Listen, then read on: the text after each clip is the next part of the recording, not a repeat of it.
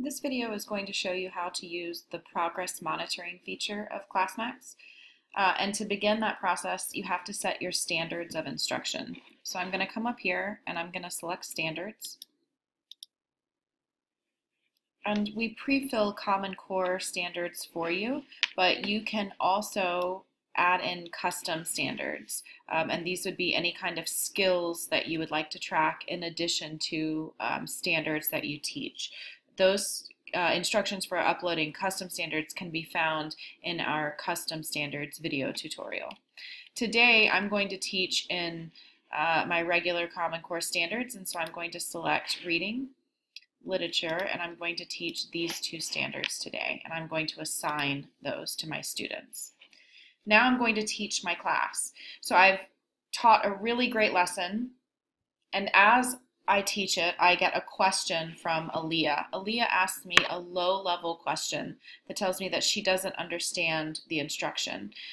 So I'm going to answer her question, and then as I'm answering or as I'm teaching, I'm just going to tap Aaliyah's name and tap progress. And you'll see that the two standards I selected at the beginning of the day will appear here, and a 4-point Marzano scale will also appear. This lets me assess Aaliyah on her performance before I've even given an assignment.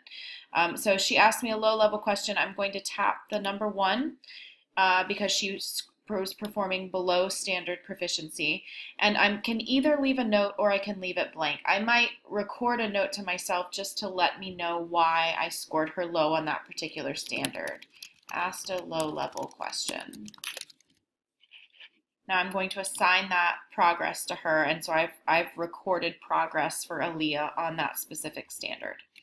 As I continue my instruction, I notice a group of students are working really well together. And so rather than me going through and giving that entire table marking individual students, I'm going to come over here to the grouping feature. And I'm going to go to the group. And I'm going to assign the progress to that entire table. I'm going to mark they were very high, and I might leave a note, I might not. In this case, I'll leave a note. Group was using academic vocabulary. I'm going to assign progress to them. So that just gives me a little indication of why I marked them as a level 3 on that scale. To go back to my whole dashboard, I'm going to click here. If you'd like more information on using our grouping features, you can check out the grouping features video tutorial.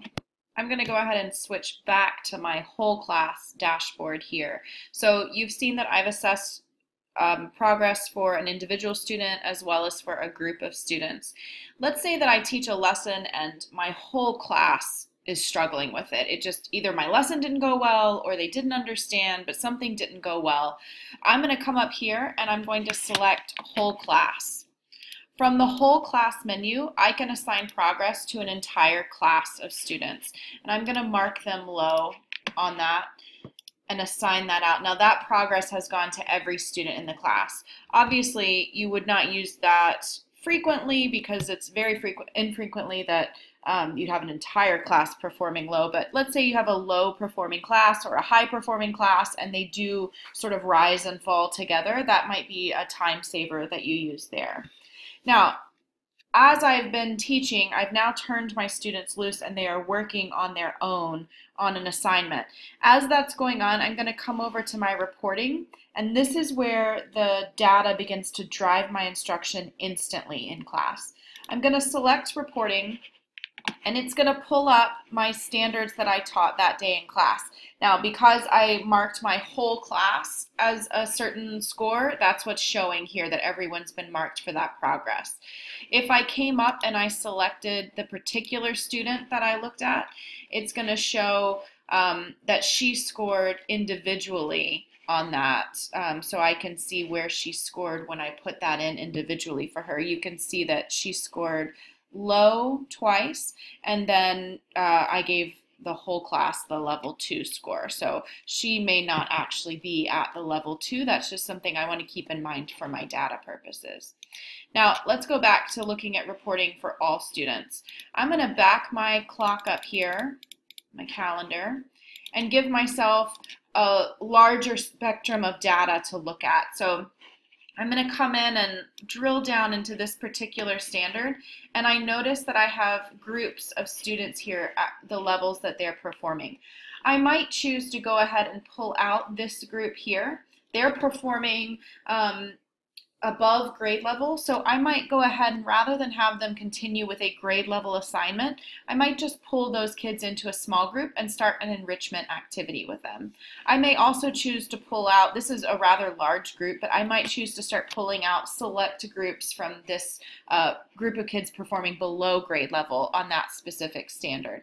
So you can use the data instantly to drive your instruction. You don't necessarily have to wait for a test score to come back or wait until you've graded an assignment. It's available to you instantly. So that's using data to drive your instruction instantly in class with progress monitoring. For more information, please check out our video tutorials in our help page.